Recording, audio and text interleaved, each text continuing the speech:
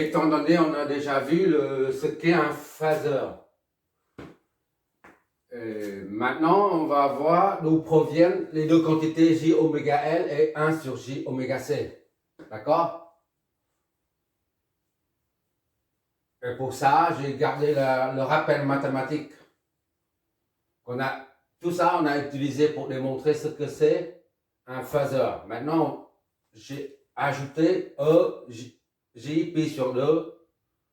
Pi sur 2, c'est en radians équivaut à 90 degrés. Et tout ça est égal à J. J au carré est égal à moins 1. Ce sont des résultats qu'on a vus pendant la première vidéo. D'accord? On va utiliser tout ça pour voir d'où proviennent ces deux quantités-là. Bon, maintenant, soit deux composantes. La bobine d'inductance L et le condensateur de capacitance ou capacité C. D'accord? INT, c'est le courant qui passe par la bobine. Tandis que VCT, c'est la tension, la différence de potentiel aux bornes du condensateur. D'accord?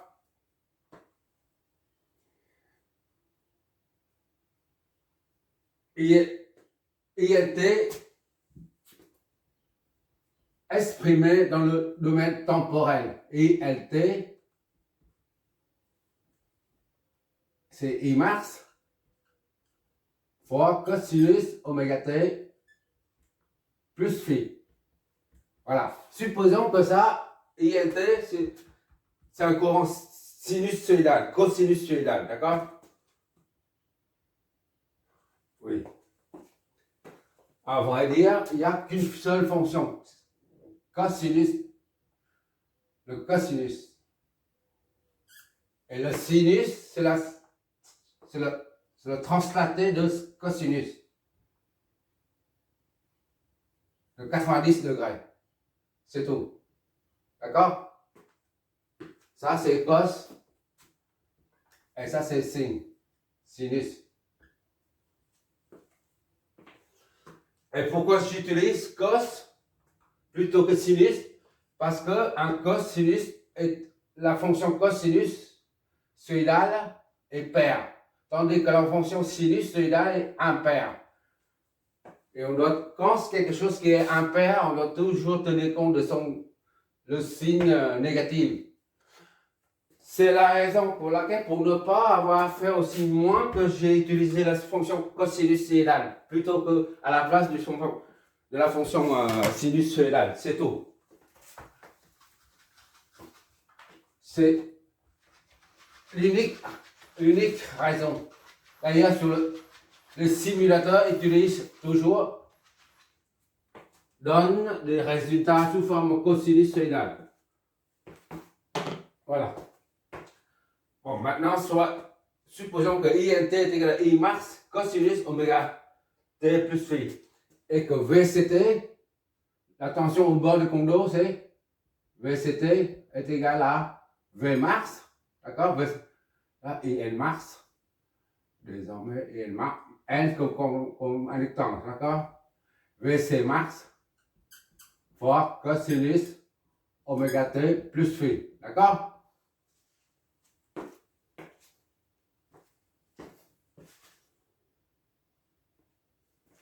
Or, comme tu sais que la tension aux bornes d'une bobine, or, VNT, on a appliqué plusieurs fois cette formule-là. VNT est l'inductance L fois D INT sur DT. D'accord? Est égal à L fois INT prime. D'accord? Et pour... Je m'éloigne tout le temps. Et VC... Et ICT. Et ICT est égal à C dVCT. CT sur DT. C'est-à-dire est égal à C fois V CT prime. D'accord? C'est juste un rappel.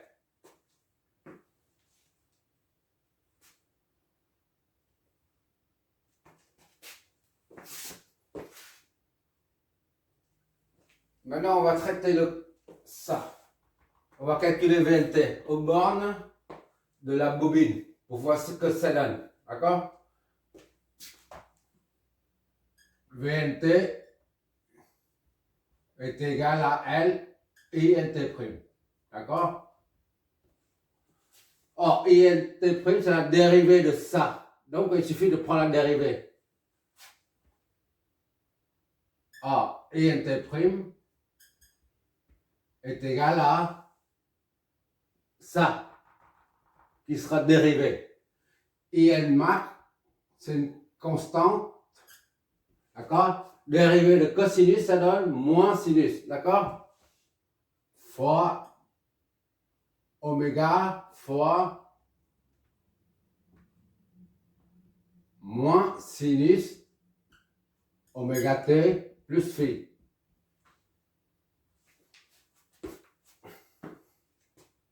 Voilà.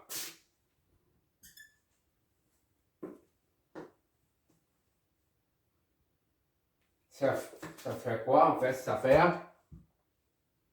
moins oméga I max, IL max, oméga IL max fois moins sinus oméga t plus phi.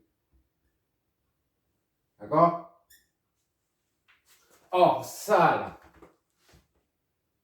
de plus, hein, moins sinus oméga t plus phi est égal à cosinus oméga t plus phi plus 90 degrés.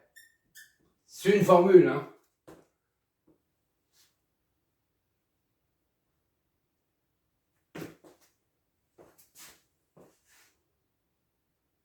Si tu veux, je vais trop vite peut-être, je vais remplacer ça par ça. Je vais détailler un peu si tu préfères. D'accord? Je fais de ce côté-là. Tu as un cercle comme ça. J'essaie de te montrer pourquoi moins sinus oméga t plus est égal à ça. D'accord? Ça, c'est le cosinus. Ça, c'est sinus. Cosinus et sinus. Moins sinus. Moins cosinus. D'accord?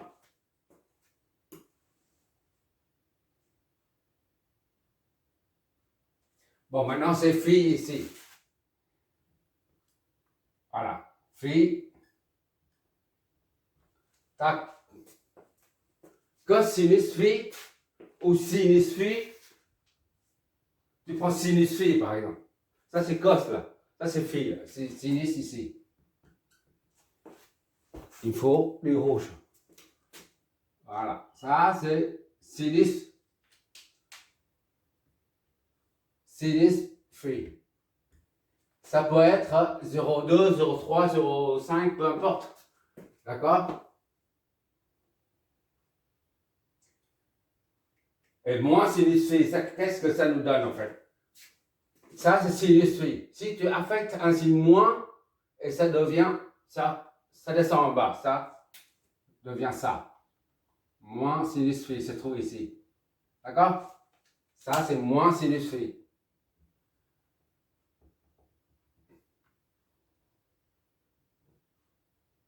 Moins sinus phi. Jusque-là, c'est bon.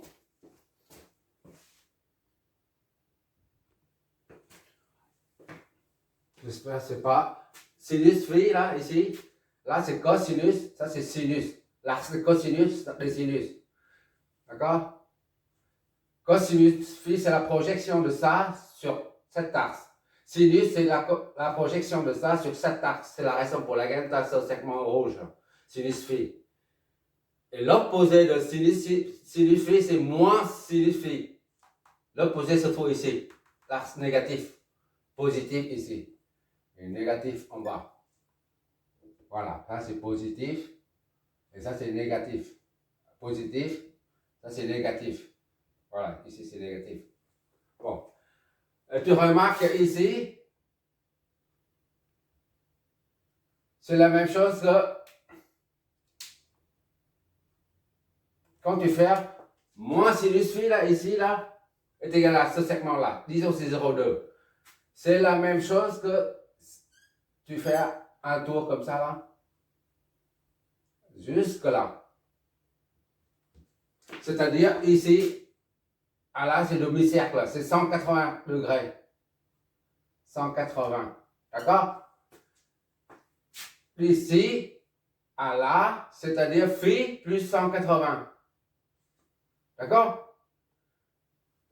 Et tu tombes, tu fais la projection, tu te retombes sur ça. C'est-à-dire, moins sinus phi est égal à sinus de phi plus 180. D'accord? Je ne sais pas si tu vois. Or, on a dit pendant la première vidéo, concernant l'introduction aux signaux sinusoïdaux, on a dit cos, phi,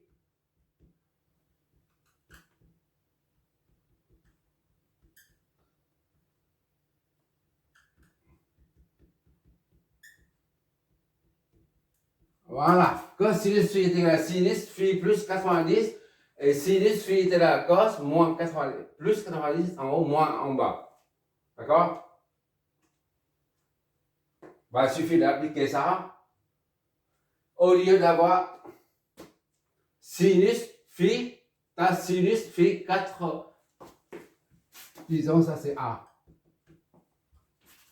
Je suis en train d'essayer d'expliquer ça. Hein.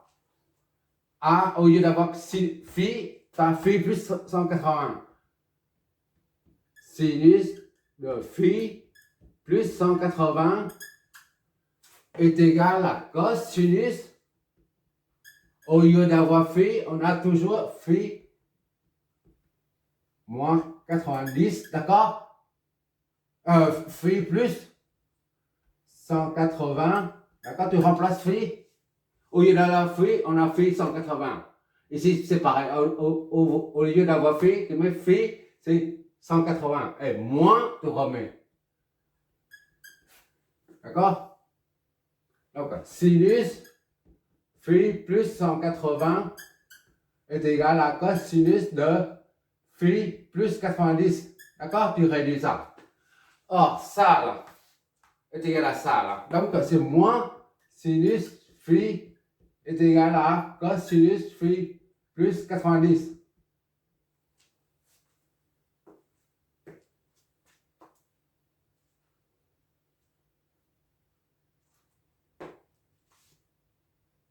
D'accord? Ça, c'est la même chose que ça, là. Ça et ça. Tu vois là, ça, cos oméga t plus phi.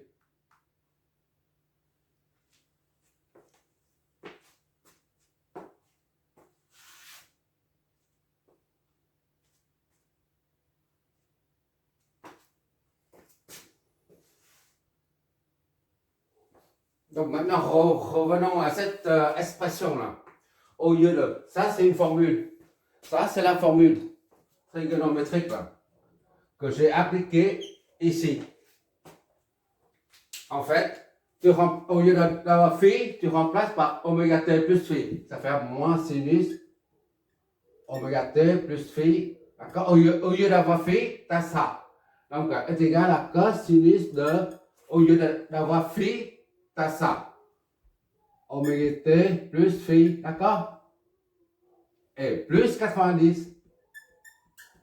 Et bien, tu vois là, c'est la même chose. D'accord? Je vais effacer ça. Maintenant, on va exprimer VNT en fonction de ça et ça. VNT est égal à L fois la dérivée. C'est tout ça. D'accord? C'est-à-dire oméga I max, IN max, fois ça. Or, ça là, est égal à ça. Donc, fois cosinus de oméga T plus phi plus 90 degrés. D'accord? Ou pi sur 2, c'est la même chose. D'accord? Maintenant, essayons, comme on a déjà vu, ce qu'est un phaseur. C'est quoi un phaseur? Donc maintenant, il va falloir mettre ça sous forme de phaseur. Parce qu'on raisonne en termes de phaseur. D'accord?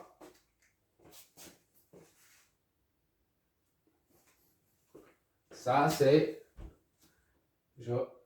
LNT oméga L et L max.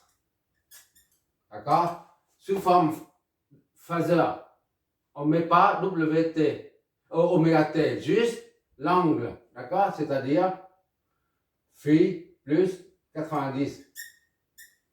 Ça, c'est la tension qui est exprimée sous forme de phaseur.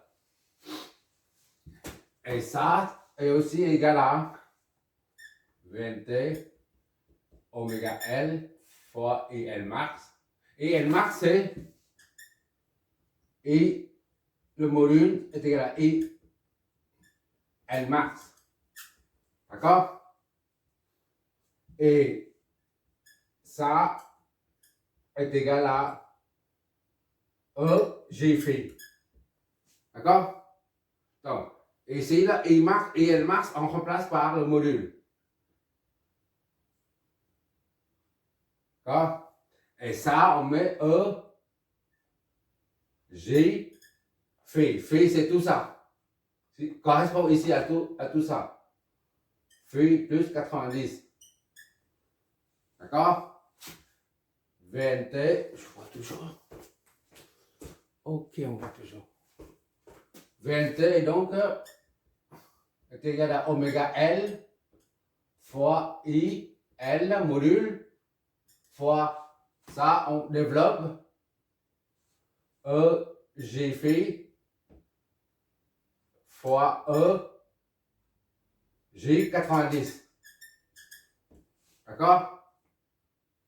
Ah, E J 90 est égal à J. Est égal à J. D'accord? Ainsi, VNT est égal à oméga L, le module de IL fois ça, J phi fois J. D'accord? On voit toujours, j'espère. Oui, encore. Je la passe. Et ça,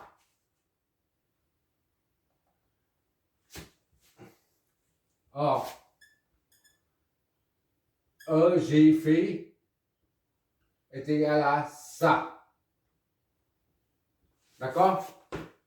Ainsi donc, VNT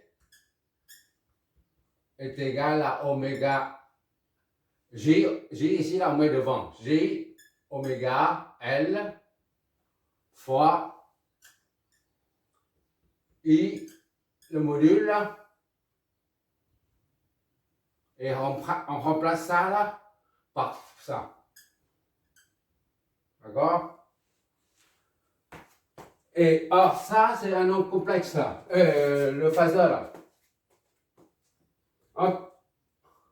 En termes de phaseur, c'est VL est égal à J oméga L fois le phaseur de I. D'accord?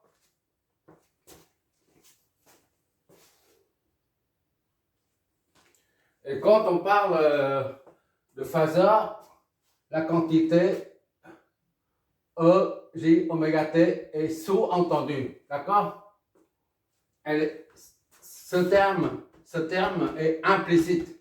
Parce qu'un phaseur dépend toujours de la fréquence.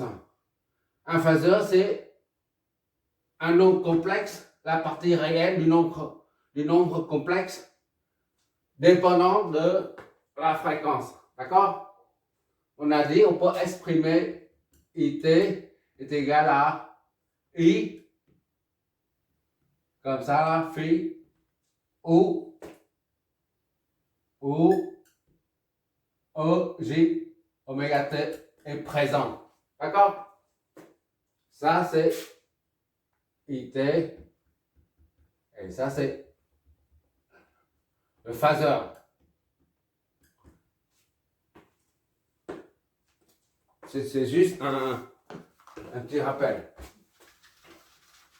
Bon, maintenant, on voit ce que c'est, ce que ça signifie. On peut maintenant comparer ça à la loi d'Ohm. Pour voir ce que c'est. Or, U, la loi d'Ohm nous dit U est égal à RI. D'accord? Soit R est égal à U sur I.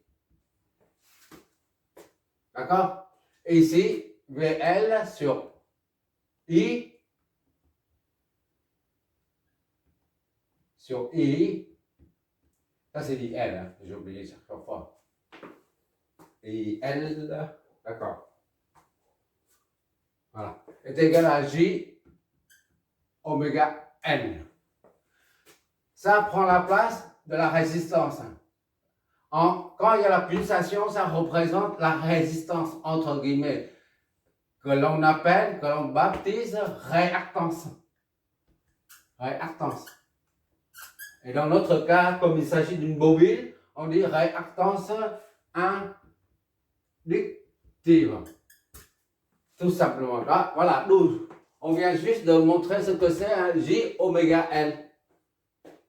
C'est le phaseur de tension, c'est le rapport, c'est le quotient entre le VL sur IL, du phaseur tension sur le phaseur de courant. D'accord?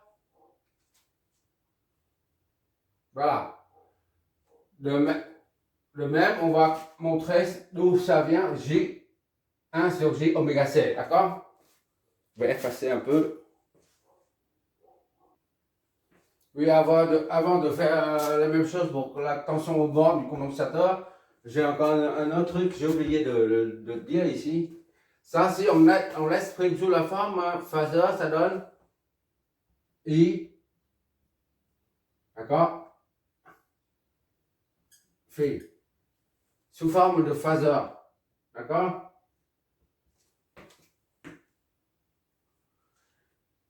Et VL, on a trouvé tout à l'heure, j'ai effacé, je remets ici. On compare entre ça et ça. Phaseur de IL est égal à I, ou I max, c'est la même chose, d'accord? Ici, on met I max. Voilà. IL, voilà, IL. Ici, c'est IL. J'oublie tout le temps. Phi. Si on compare les deux, on voit que ça, c'est en avance de phase. Regarde.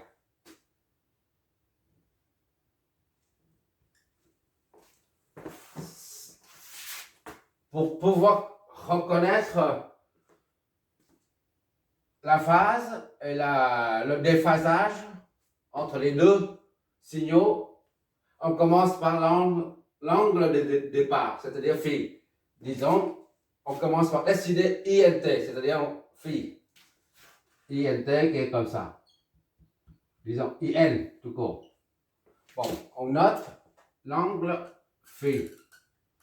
C'est-à-dire, le courant I commence à l'angle départ à phi, d'accord? Et après, VN, ça vient après. Là. Plus 90, phi, plus 90. 90, c'est là.